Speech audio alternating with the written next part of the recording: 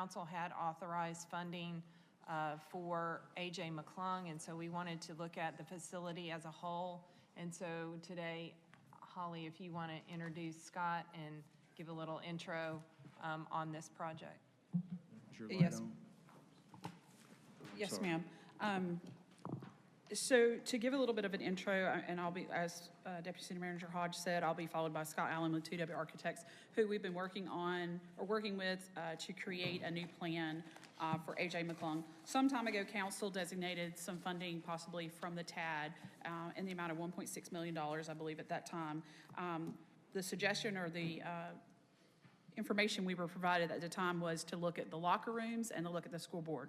Once we got into looking at those different areas for repair or replacement, it was deemed early on that that funding was not going to be enough to do either of those items.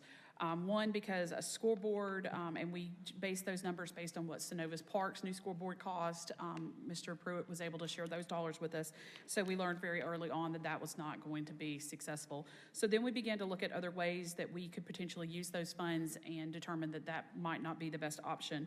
So working with Scott and his staff and 2WR, we put together several different designs trying to determine what would be the best fit, knowing that this facility is heavily used by our local school district. It's also used by other local entities. You all know we host several classic football games here every year, as well as our Columbus United Football Club, which began playing with us last season.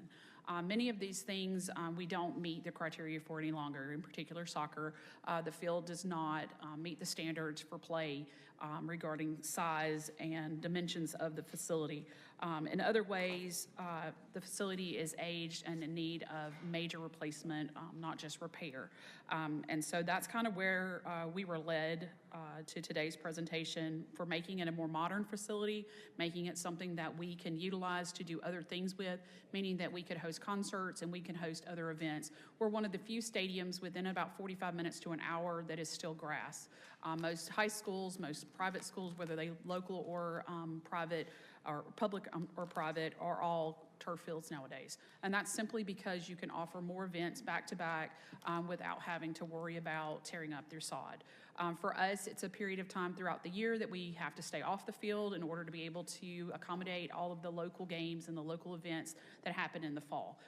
That's a struggle for us because many times we have to tell people no in order to make sure that the playing surface is available and is in the condition we need it to be when we host those fall games. So without any more, I'm going to ask Scott to come forward and give you our vision for where we think we can go with the stadium, and we'll go from there.